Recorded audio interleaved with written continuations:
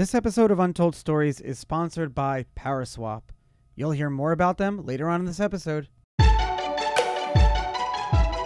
What is up, everyone? I am Charlie Shrem. What a special show for you today. Actually, one of my first evening shows that we've done in a while, so good evening.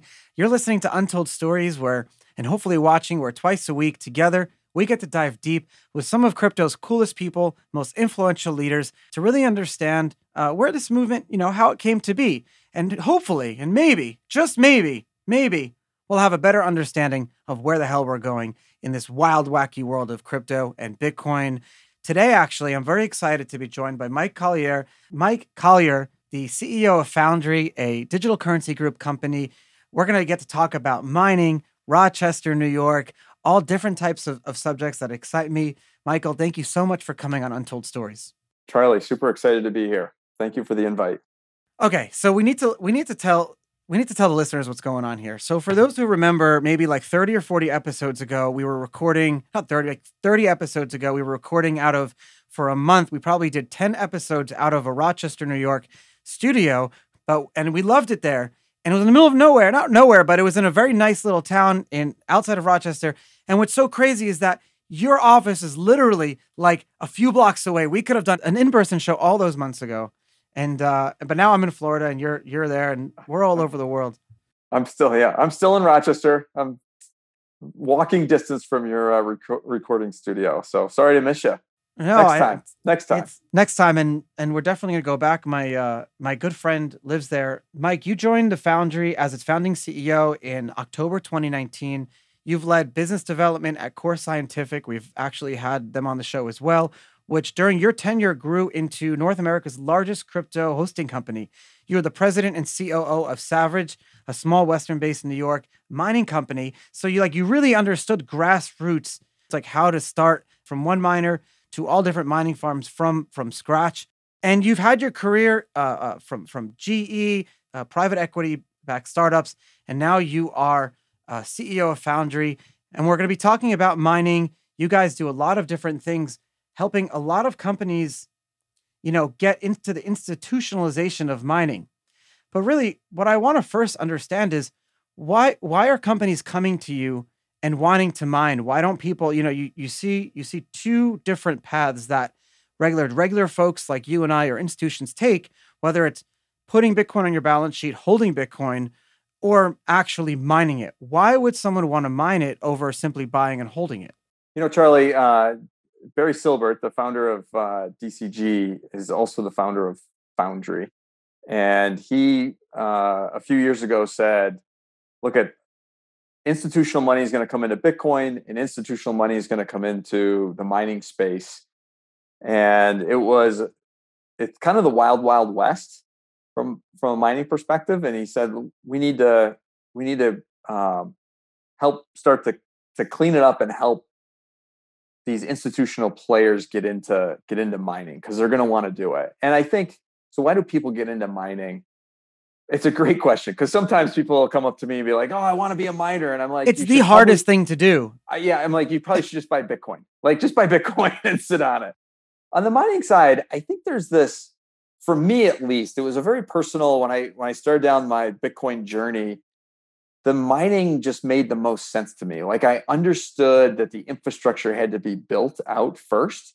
And the idea of being part of that infrastructure build just attracted me to the space. I viewed it, I was in college when the internet came out. So I'm a lot older than most of the people in the crypto space. And I remember all the war stories of building out the internet, right? All the ISPs. Yes. And I felt man, Bitcoin mining, to secure the network, it's got to be done in a decentralized way and it's going to be done on a global basis. And it's just kind of cool to be part of it. So I think people get attracted to just that concept of I want to participate in this and this is a good way for me to participate. There's an old economic saying that I used to hear. It's the closer you are to the money printer, the more benefits you get or something like that. And so I guess is the same concept hold true here? Yeah. We make them, these machines make money, right? It's like having a money tree.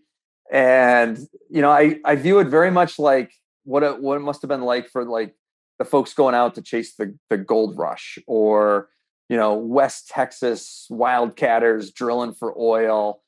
There's there's an element of greed that's in there. And like, if you can get there first and you can find it, you can make a lot of money. And so I think there's kind of that overtone to the Bitcoin mining, where people view they have some sort of economic advantage, and they want to chase it, right? They got cheap power, they've got access to machines, and we're still in the second inning, though. I feel like when it comes to that.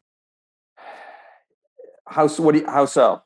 So I'm always trying to understand where we are in. So we're equating this to like the gold rush. I actually just watched a documentary in the dentist office of all places. I watched a documentary this morning about cattle driving in West Texas and how that came to be. So you're right. There's all these different kind of like societal shifts and changes. Yes.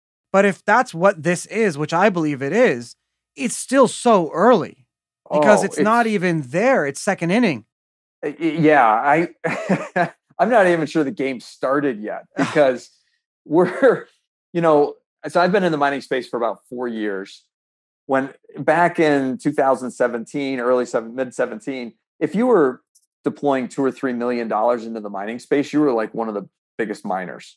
And today we've deployed over $300 million in the last 12 months in the North American mining space, right? So the numbers are crazy. And the next cycle of this, it's going to get even bigger, right? And we can't even imagine it, right? This thing is moving towards the big energy companies are going to be engaged in it. I think nation states are going to have a strategy around mining. It's going to become a critical part of the infrastructure for the world. But it's a world infrastructure now, not a one country owned infrastructure where everyone kind of has a stake in it. Now this, if you're talking about countries having a national mining strategy, they're mining on this network that they all want its integrity to remain, to have integrity. They don't want it to collapse. So it's like, when we're looking at mining as if we're looking at mining as it relates to printing money, that's one thing. I always viewed mining as this almost, you're a gladiator, and there's like a huge moral responsibility that comes with mining, because you are, especially when it comes to Bitcoin, almost that you're securing the network. Of course, you have nodes and other types of checks and balances. I always felt it was a moral responsibility as well. Yeah, so I would say a lot of people get into mining initially because they think it's a money printer, right? And those that survive and that stay the long term, make it through the ups and downs of the market, they stay because it's really we're defending the Bitcoin network. Like I really, like, for me personally, like, people ask me, what do? I say, well, I defend the Bitcoin network, right? And that was, part of what we wanted to do when we launched the company was we said, hey, where can we add the most value in the space? And we felt that there was a negative narrative that China controlled Bitcoin through mining, right? They had all the hash rate, they had the pools, they made the machines. And we said, let's focus on getting as much hash rate into North America as we could. And of course, we had a lot of success with that. Then you had the companies like Riot. I think you had Jason on the other day. Yep. Core Scientific, Compute North. I mean, these guys were all building during the crypto winter, which set up a really nice stage for us to get machines into North America, get to the front of the line. And then, of course, China shut down mining, right? So and I would argue it's one of the biggest attacks on Bitcoin in a long time. And it's not getting, no one's really talking about it that way. But when they banned mining, it was like, what's going to happen to Bitcoin? This was everyone's biggest worry. And you know what happened? Nothing. We didn't even skip a beat. Like, no big deal. Hash rate's recovering. It's beautiful. And hash rate's recovering. It's unbelievable how resilient the marketplace is. I was just kind of writing it down because I don't want to interrupt you, but is that China's mining policy now? You're saying that nation states are going to have strategies and policies where if that's thawing, it's happening. But I mean, that's a huge statement that they made right there. Yeah, so I think it caught me off guard for sure, because they've always threatened it, right? Like, year in, year out. You always hear about China going to shut down mining. This time around, they really clamped down on mining. And I think it was a big strategic misstep on their part. And look at it, it's China. They could reverse course any day, right? Like literally it could turn around and they could open it back up. I think at some point they're gonna have to, but they're losing a big advantage that they had. And I think it was a big misstep on their part. So I think it was Naval Ravikant who said that whatever China bans, invest in. Yeah, there you go. It's great. It's like he said like 10 years ago in a room somewhere. I heard him say it or whatever. But he's never been wrong. So it doesn't make I guess I was going to ask you, and we kind of answered it, but I want to ask you anyways. All these countries, nation states are going to have different mining strategies. And I know it's true. Like look, I've had mayors on this show who are talking about mining Bitcoin in City Hall. I've had presidents, someone who actually was on the show. He was just a governor in India. And now he's the deputy prime minister, I think. So, I mean, and he was talking about mining Bitcoin on a national level. So it's happening. It's happening. And I know you probably speak to folks who you can't even say. We know it's happening. But what I can't fathom is they're all mining for either one of two reasons: to control this thing as a hedge for their own. So like a government will say, we need to mine this thing because this thing is going to exist and we need to have a stake in it. Even if we don't like it or care about it, we need a stake in it. Or like could be even like El Salvador that actually potentially, or another country that wants to use it to earn income for their citizens. And you can see potential of that down the road. I can't fathom all countries around the world just agreeing on this one network, even though they don't own it. Like countries have always had this like one against each other competing. I can't see Russia, China, and America, the Taliban, and Norway all mining on this one network together. I don't see, can you? Well, that's what's happening today. It's what's happened for the last 10 years, right? It's crazy. It's amazing. It's a new world order. I hate to say it. It's an interesting way. I do think we are slowly reorganizing ourselves as humans, and it's going to take decades for it to kind of all play out. Probably won't even be in my lifetime, but this is the beginning. We now have something we can rally around as humans, and that's what I love about the Bitcoin community is, look, we are all in this together. We're all in it for a much bigger purpose, and it's global. So you can talk to Bitcoin miners, whether it's West Texas or North Dakota or Kazakhstan or Russia or China. Everyone is super passionate about building out the best mining facility they can. And look at the Bitcoin, not every nation is going to be into Bitcoin mining because the Bitcoin algorithm is ruthless in its drive for the lowest cost. Yeah, it is. So only the people that have a low cost competitive advantage can mine Bitcoin successfully long. So the countries that can produce power in a renewable fashion at low cost, they're the ones that are going to be mining Bitcoin.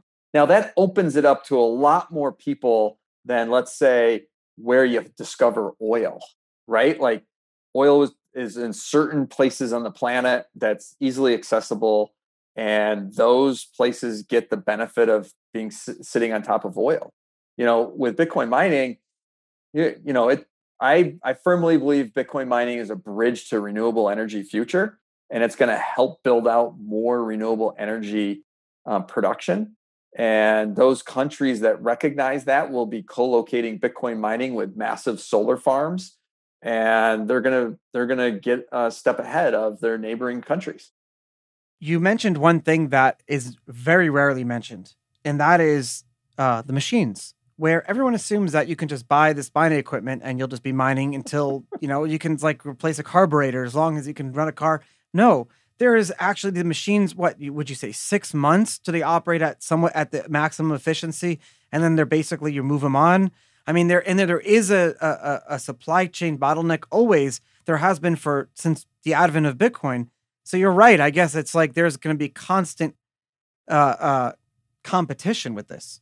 Yeah, absolutely. So a couple things have changed on the machine side. One, in the early days when ASICs first came out, they were jumping wafer nodes quickly. So you could buy a machine and literally 4 months later, a new machine was going to come out that would make the old one obsolete. The Bitmains and micro BTs in the space, they have caught up to the latest node technology. So now they're competing with Apple for the latest chips. So the machines don't get, they have a longer life cycle, but now what we're running into is just capacity of wafers to be able to build more equipment. So it's been difficult to get your hands on equipment. And that was one of the things that we did, early 2020 when COVID was rolling out and we were getting our business off the ground. We decided we wanted to provide equipment financing to miners in North America because they were cash poor, and we wanted to help them get more miners. And Barry's like, well, if you're going to provide equipment financing, you better have equipment. And he goes, you better buy machines. I said, all right, how many? And he goes, I don't know, buy as many as you can. And that's the amazing thing with Barry is he doesn't, typically doesn't bet small. So he is such a visionary. Like I'll never forget the early meetings with Eric Voorhees, Barry, and myself in that coffee shop in the why am I forgetting? We were right there on 23rd and Broadway in Silicon Alley, and that's when Barry first found out about Bitcoin. And it was just when I would meet people in those days and see the light bulb go off in their head, it was one thing. But when he understood Bitcoin, when Eric and I explained it to him and he really understood it, he never stopped. And he's still one of the only people who's, you know what I like about him? He's unapologetically pure to himself. And I like people like that. I like people that are like very authentic, yes. And you know what you're going to get. I'm so sick of people you don't know what you're going to get. I see them in Florida sometimes. No, I love my Floridian friends. Please don't hate me. But sometimes you don't know what you're going to get. New Yorkers, you know what you're going to get. I grew up in New York.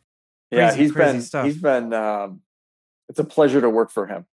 He's got a long-term vision. He's basically said, go build a business for the next 10 to 20 years.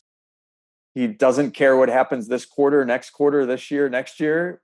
He says, make some mistakes.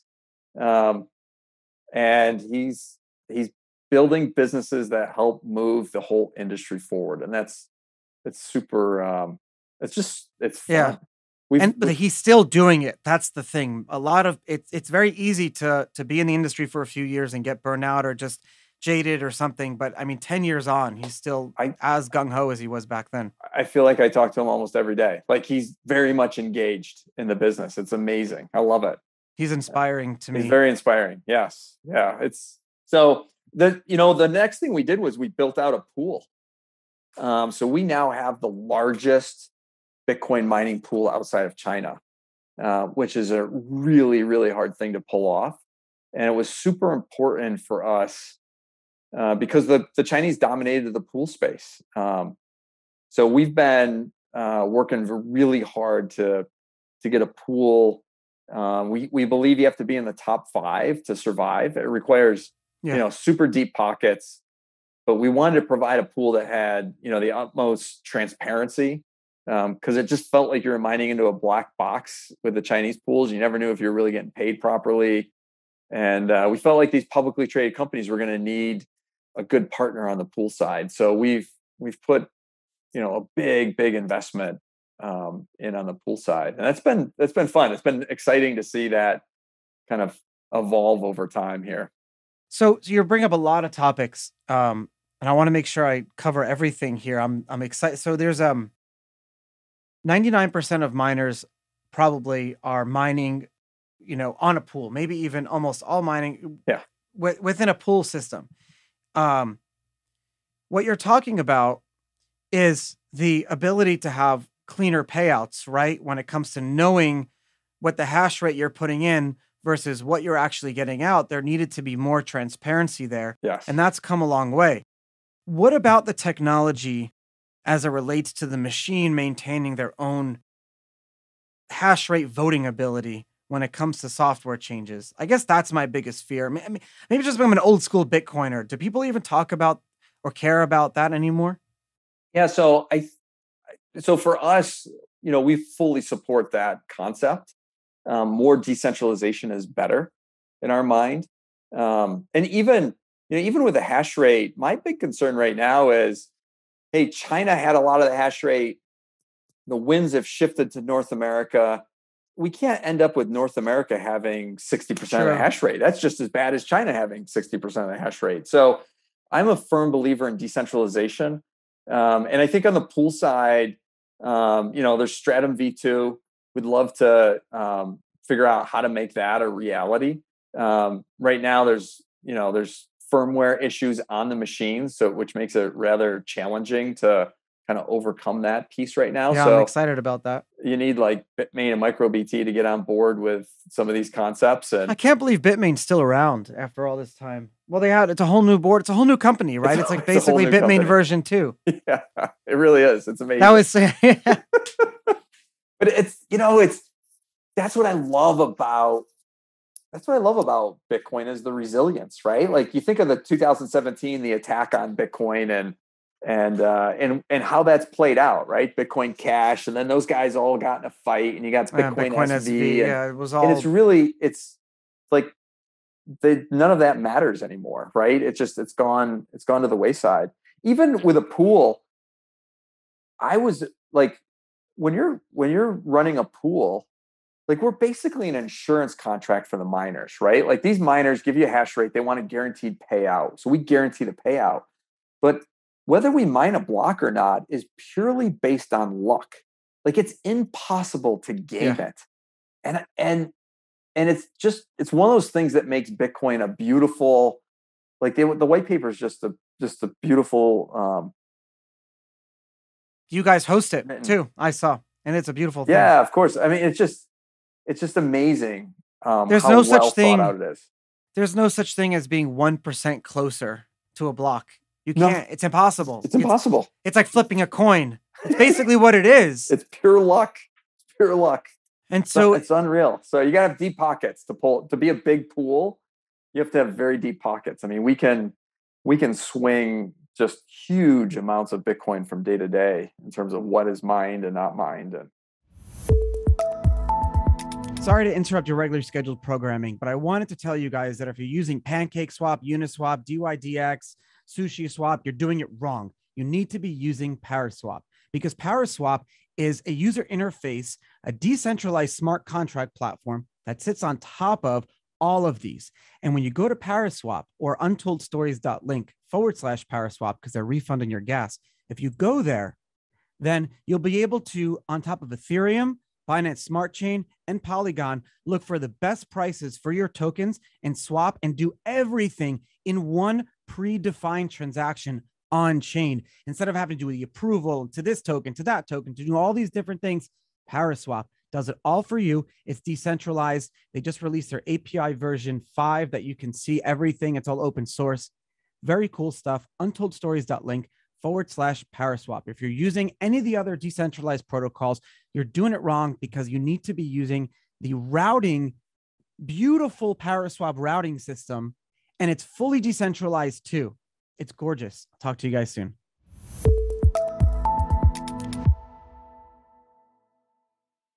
Is there vertical integration? Like, is it the same person owning every step of the way who gets to decide, turn the machine on, and then gets to decide where the proceeds are going? Or are you talking about like different groups of people and different companies, and they're all kind of, everyone does business with each other and contracts, and the machines sell hash rate and have contracts to one company and software operators? Because I mined on the second ever ASIC on the network, but that was just like me on the machine on Ozcoin because Yifu needed a ride from the airport. Avalon ASIC. He had one machine and then he sent the other machine to Mike Hearn, and I had the guy with the car. That's the luck I had. I literally had a car. But back then it was, but it's completely, I need to go and actually play around with a miner. I haven't played around with one in years. I don't know what it looks like even. It's still this basic shoebox miner, like the S19 is twice as big as the S9. How's that? But the machines get more efficient each time around. In our pool, we've got a lot of customers, right? So we service the majority of the publicly traded mining companies now. And it's got Hut 8, Riot, There's a lot of them now. There's like maybe a half a dozen now. Oh, and every week there's more coming to the public market. BTCS, I think I just saw listed there. Yeah. Bit farms. So now it's interesting if you look at it, right? So these publicly traded Bitcoin mining companies are basically almost like kind of like DAOs, because they have one, well, not DAOs, but these mining companies have one mandate: mine Bitcoin. And they're public. So the capital that comes in versus the capital goes out, it's all predictable, not predictable, but you can see what the equipment looks like. You can see what the hash rate is.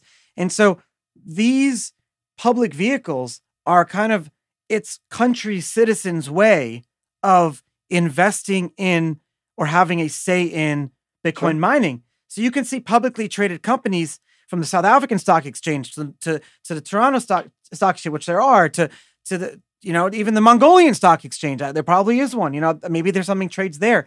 And these companies can eventually start to compete with each other for capital. Is that where we're going with institutionalization of this? Oh, absolutely. And then I think the next wave is actually going to be the energy companies. So the energy companies are now waking up to the idea of mixing Bitcoin mining into their energy production, because you have a large base load that's intermittent. And I think that's going to be the next wave, where you've got like the Exxons and the Shells, and the biggest energy companies will have a mining operation, which then just changes the game. Like that's just like, there's no stopping it. I met a group of people, and I'm going to introduce you to them. And I met a group of people a few months ago. I haven't stayed in touch with them simply, and I'll tell you why, but I met a group of people who represented themselves as one of the largest, like directly, not through middlemen and publicly traded, like directly, this family that I met owns huge, one of the largest like natural gas fields in like Louisiana. Great people. Some of the nicest people ever. Actually, so nice. He offered me a ride on his jet from one city to another, like just to talk, like very nice people. They asked me, it's like, help us, Charlie. We want to get into mining. Should we just take a PO, like a purchase order, buy a bunch of equipment and throw it down Louisiana and plug it in to the data center that we already have set up already on the site? What would you tell them? How much capital needs to be committed? I think if you want to, so we work with a lot of these folks. Part of our business is advisory business, where we get these phone calls and we talk people through the process, right? It's like the old OTC calls, like when someone says, I want to buy 500 Bitcoin or 5,000 Bitcoin. Yeah, that's what it feels like. Yeah. So, and as you know, it's not that simple, right? Someone calls up and says, hey, I want to buy 100,000 Bitcoin. And you're like, yeah, okay. Just not that easy, right? Great. Let me know how. Yeah, that's so people call us up and they're like, we want to turn on 100 megawatt, mining facility. I'm like, okay, well, it's not that easy, right? So it's like a year or two construction to build it out. Plus, if you could turn it on tomorrow, you can't get your hands on those machines for 6 to 9 months. And by the way, if you want those machines, you have to put the money down today to get those machines in 9 months. Like it's a tough, long road. And if you mistime the cycle, you will lose all of your money. And so we try to. Oh, I never thought about that, because if you time it wrong and you're in a year-long bear market, you can't just have the machines sitting off, because by the time you turn them on in a bull market, they're basically redundant. Oh man, I totally forgot how much risk goes involved in this. Think about it. Like if you bought a Bitcoin miner in December of 2017 or January or February of 18, you pretty much lost all your money. And there were a lot of companies that probably happened to, individual people too. Of companies. It's so what we tell people is let's start with a pilot. Like we'll teach you how to be a miner, and then we will help you get into the market when the timing is right. So how is the halving related to the timing? Well, it cuts your revenue in half, right? Well, I meant like, it's been believed that mining right after a halving, or investing in infrastructure right post halving, would be the least risk, because at that next halving, the price would have to be double almost where it was at that previous halving for Bitcoin to even be still around. Look, you know how brutal this market is. Yeah. Right? right? It's so Theory doesn't work. it well, look at in 2020 when Bitcoin crashed to 3,500 or wherever it fell to, we were wiring tens of millions of dollars to China to buy equipment. And we were, 60 days away, 90 days away from the halving. And we were buying all the machines we could. And we were going to offer them for equipment financing. And the economics for mining stunk. Like, it was horrible. And pretty much everybody said, look, you're too expensive. Mining economics are not very good. The halving's coming up. Like, I just don't think this is a good time to be buying machines, right? What we didn't realize was there's a wafer shortage. And when the economics turned back around, it was very difficult to get your hands on machines. So like anything else, when you have to bet counter-cyclical, I think, in the mining space. And it's really tough to do. Just like buying Bitcoin. Like, how many people did not want to buy Bitcoin 60 days ago when it was 3,500, and then everyone starts calling when it crosses 50, like, I want to get in now. And you're like, well, yeah, okay. So I went to college, and so I have a limited understanding of economics. That was a joke. I was making fun of myself. But you're not reinventing the wheel when it comes to like supply chain risk, right? Other industries have similar type of situations, like lumber and absolutely. everything, silver and mining. Like, basically, it's become so big that we have commodities futures markets. So could there ever be like a futures market on the supply chain or just like the future value of a mined Bitcoin? Does that make sense? Oh, so absolutely. I think that this is cool. So look, at every industry goes through these phases, right? You can go back and read the history of every new technology that comes in. There's these boom and bust cycles, and there's multiple boom and bust cycles. And we see that with Bitcoin mining, right? It's a boom and bust cycle. It happens to be much quicker than most other industries. I think over time, it's going to smooth out. Hopefully. And I personally believe Bitcoin mining will be thought of kind of similar to how we think of utilities today, right? If you're into Bitcoin mining, you expect a dividend to be paid out. And that's going to be the investment. Like, it's going to be a good, secure investment with a decent return. And that's where the industry will mature too. I don't know if that's 8 years from now, 20 years from now, when that happens, but it will happen. I mean, who gets excited about investing in a utility today? Nobody. But holy smokes, 100 years ago, it was the wild, wild west. I mean, they were stringing wires everywhere trying to build this network out. And people made a lot of money and other people went bust. I mean, and now who cares? Okay, so I've missed the boat on investing in Bitcoin mining as it like relates to my portfolio. What would be the most cost-effective way? Is buying a piece of a publicly traded company that mines Bitcoin, like Hut 8 or Riot? Is that, or I think Core Scientific, there's so many of them now. Is that the best way forward? What should someone, mining itself is not always a good idea. VC investing, there's got to be ways for someone to have a stake in the future of that Bitcoin mining utility. Yeah, so I'm pausing because my typical answer is just go buy Bitcoin, right? Yeah. So if you want to support the network, buy Bitcoin. That's what it is. Hold it. Yeah. If you ideologically, if you really want to participate in the network, you need to have some sort of competitive advantage, right? So even if you said, "Hey, Mike, send me a Bitcoin miner," I could send you over a Bitcoin miner. You can't plug it into your house anymore. You need a special location. It draws too much power. Like, it's just not worth it anymore. What Satoshi did, a lot of people kind of joke that Satoshi needed, computer science degrees and linguistic degrees. And I joke that I think Satoshi had a degree or, studied at the founding of America because Bitcoin has so many roots. I'm fighting it every single day, how it works. Just a simple thing of like checks and balances and proof of work. It's such the beauty of proof of work.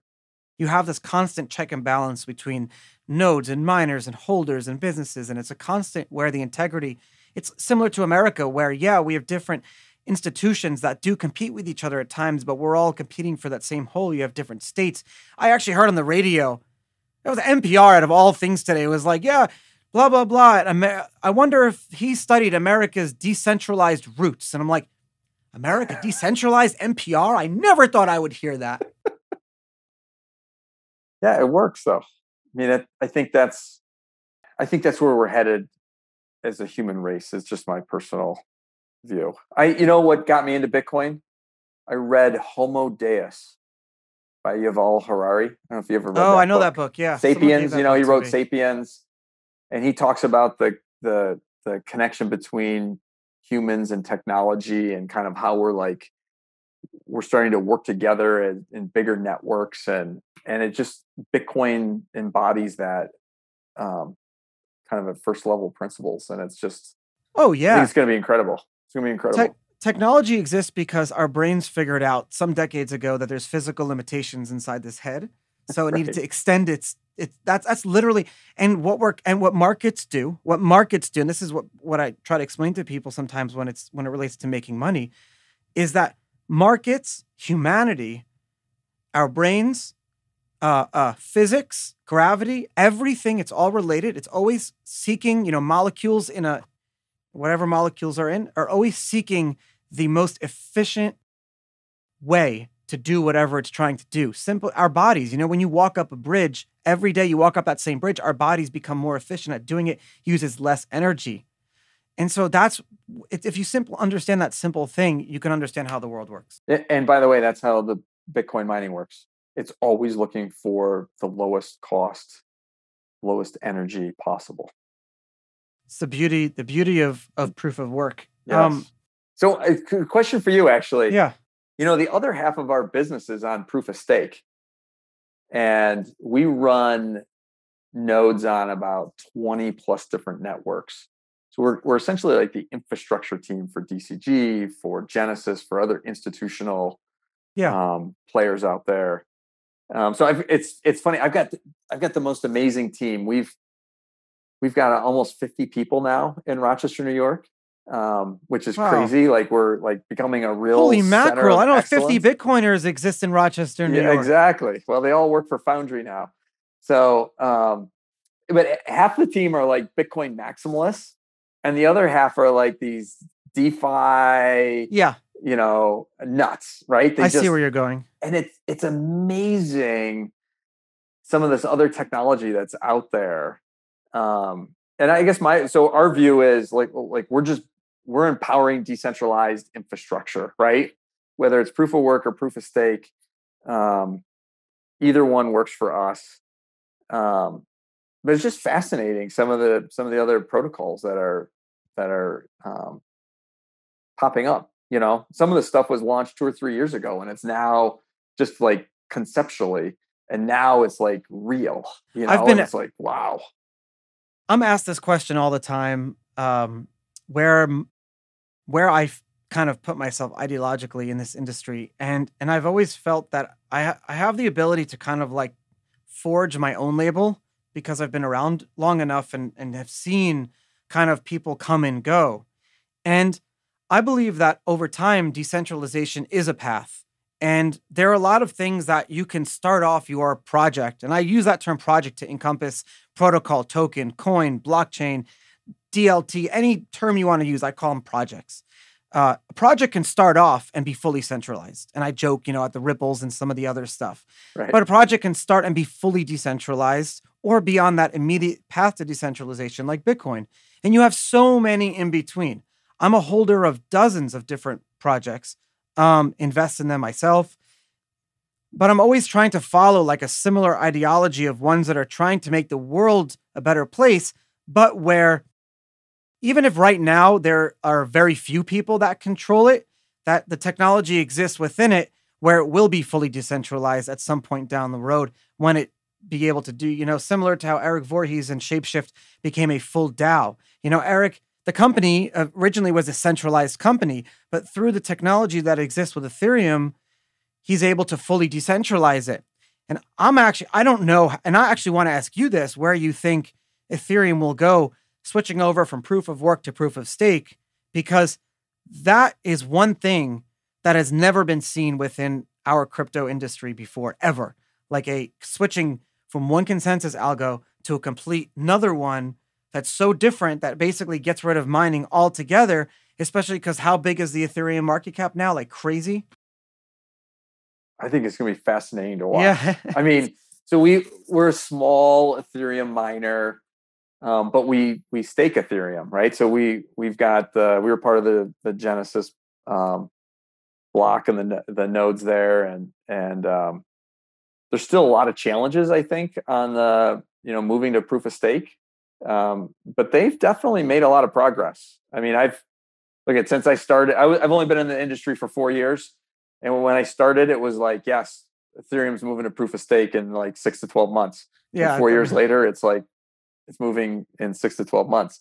I've been hearing that for years too. Yeah. Yeah. So I think if they can pull it off, it'll be pretty powerful in terms of just the ability of these decentralized networks to morph and to grow and to change.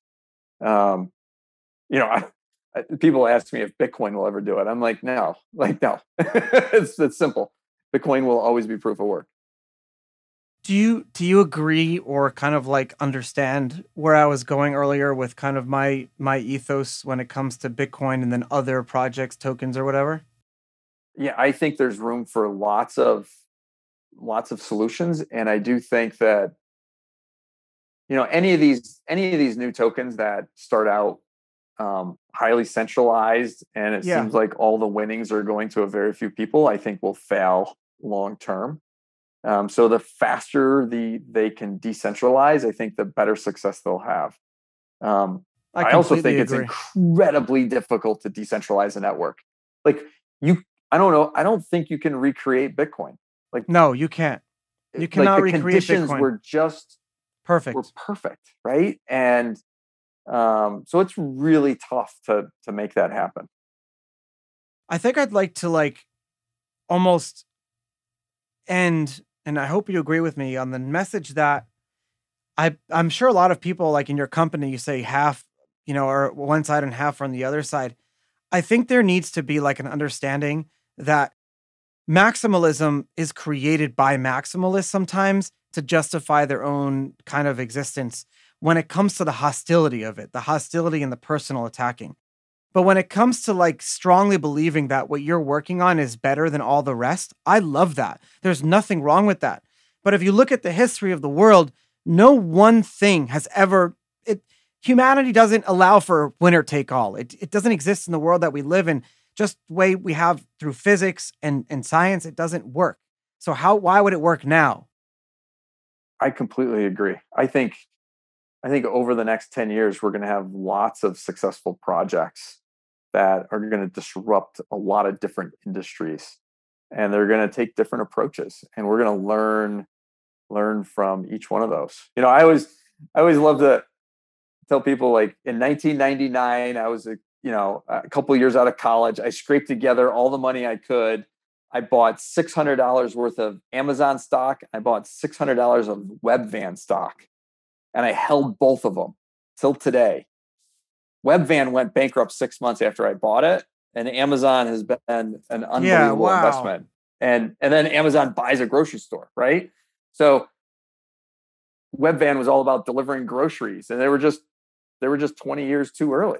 Wow. 20. Could you believe that? Webvan 20 years too early. And the simple concept of grocery delivery. They raised $500 million in 1999 and they went bankrupt. What do you do with that money? What did they do with that money? I have to do research. They started they started trying to build out their infrastructure, and then the internet, then the markets collapsed and nobody could survive the dip. Right. So who's going to be the ultimate winner on all these other POS networks? I don't know. Will Bitcoin be here in 20 years? Absolutely. Yeah, Mike, absolutely. So. I completely agree. Thank you so much for taking the time and coming on Untold Stories. And I just want to tell the listeners that you guys at Foundry, you have the Foundry USA pool, Foundry Labs, which supports mining and staking of all different types of blockchain infrastructure. You have equipment financing and procurement, which is really cool. And you have your mining advisory service. So if you just happen to be someone who is sitting on a big whole, land of oil filled with oil under your natural gas, Give us a call. Mike, you give him a call. I'll see you later. Thank you for joining me today on Untold Stories.